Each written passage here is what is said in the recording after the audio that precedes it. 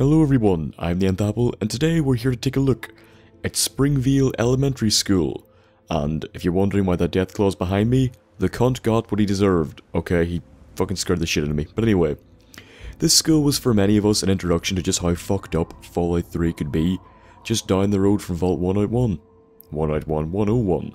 So as you'll see here in the map, as I'm sure many of you are already familiar with, it could be located just here, northeast directly from Vault 101, and was for many of us the first area we ever looked at, sort of a testament to the old world. This symbol scrawled over the building, and as you can see, many monuments to how schooling, education and the lives of children worked back before the bombs dropped. To the left you'll see this playground and this little tricycle, sort of just like a snapshot of what things must have been like but can never be again, because, you know, radiation, super mutants, death claws, etc. So going into this place, there's always going to be bandits in here. They always respawn. I don't know why, it's very irritating. But as you can see, the whole place is bombed out. It's wrecked. There's holes all about the place. The place is, frankly, a piece of shit.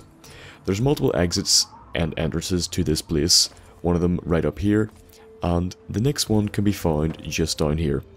However, we're not going to be using them just yet. We're going to have a wee look around the outside a bit more.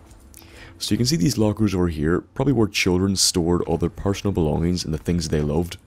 But let's go and take a look inside the school, shall we? This fucking scene was your baptism in holy oil into Fallout 3. Corpses from the roof, a cage full of what I'm almost 100% sure are the skeletons of dead children. Okay, and we can assume this wasn't here before the bombs dropped because, you know, what type of fucking school like Bar Hogwarts has a cage with children's skeletons in it? That's creepy as shit. So yeah, this place was your slap in the face. This is the type of game you're going to be dealing with, boy. This is the type of game where you're going to get skeletons of kids jumping out at you, and possible cannibalism. We'll discuss that a bit later. And you know, bloody tree angels and hooks and shit everywhere. So you can see people chained up, you can see them in cages, you can see them lying all over the place. Okay, it's a mess.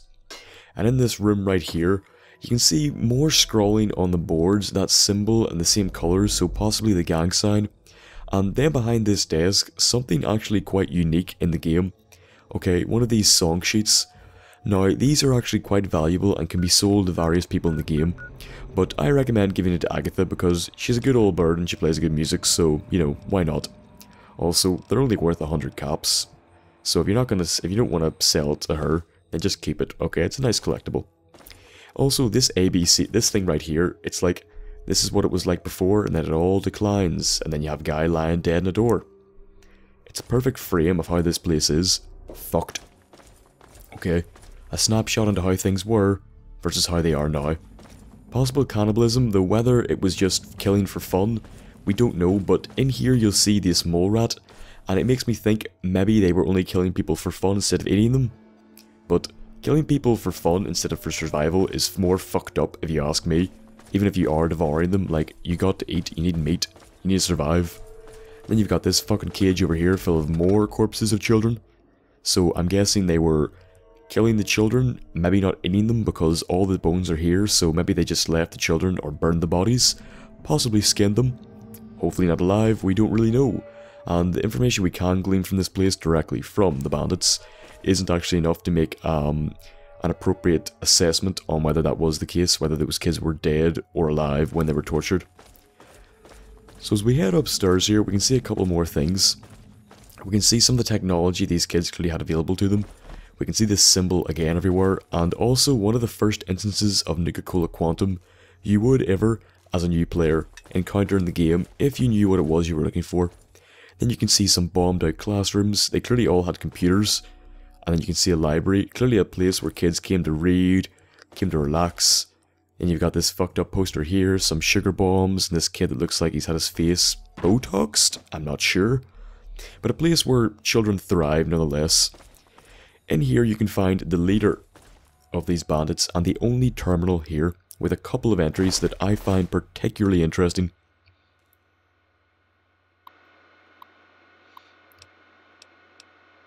So the first one here, they're being a bitch, they're talking about attacking caravans, but they're trying to stay away from Megaton because they don't want Sims and everybody else attacking them, but they're trying to get into the vault as well, because that's where they need to be.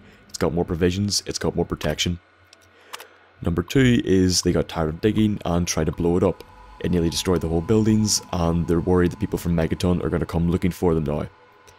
In the third entry, however, it all goes tits up.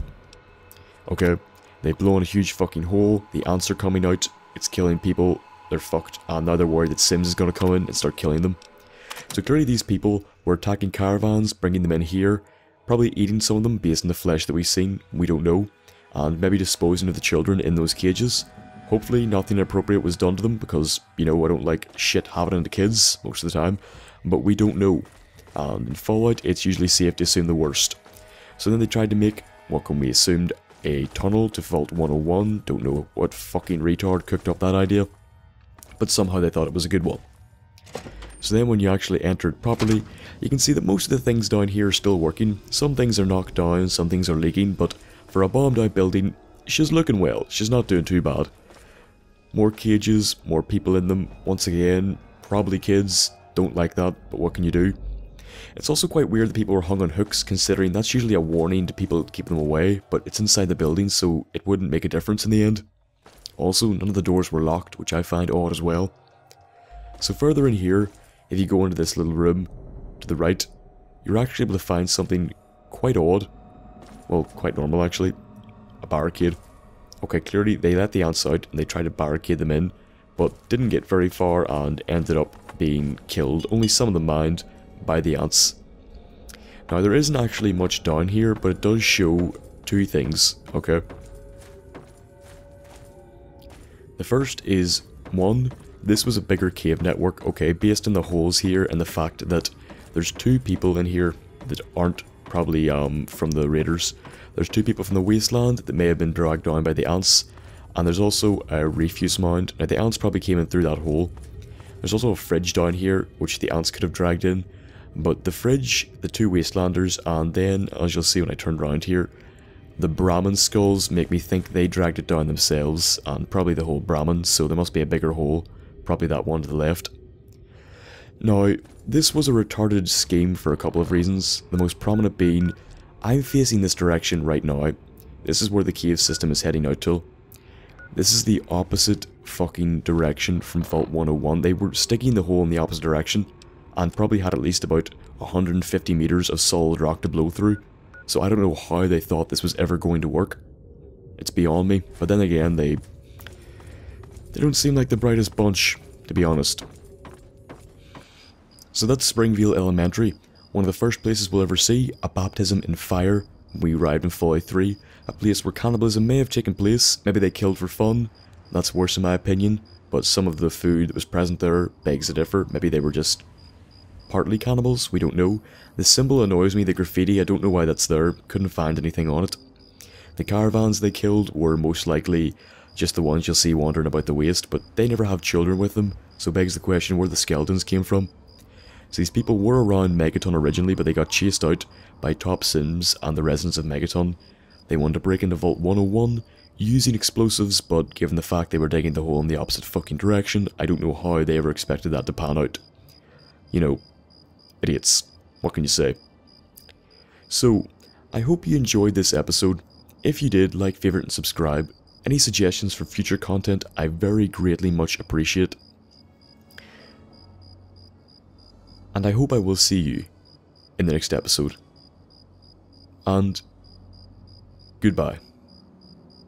You made it to the end of the video. Congratulations. I hope you enjoyed it. And if you did, why not drop a like? If you have anything to say to me, anything to ask, anything to, I don't know, suggest for next episode, please leave it in the comment section below. If you want to watch some more of my videos, why not subscribe and get regular updates? Go watch obvious trailer analysis if you want to see me take the piss out of game trailers, and have a lot more Fallout lore and more best moments to come. Also, don't forget to share on all the social media that you kids love these days, and follow me on Twitter so I can interact with you all a lot more easier because it is faster to do on Twitter, and you can ask me any questions that you want to ask. I hope I will see you in the next episode, and until then, goodbye.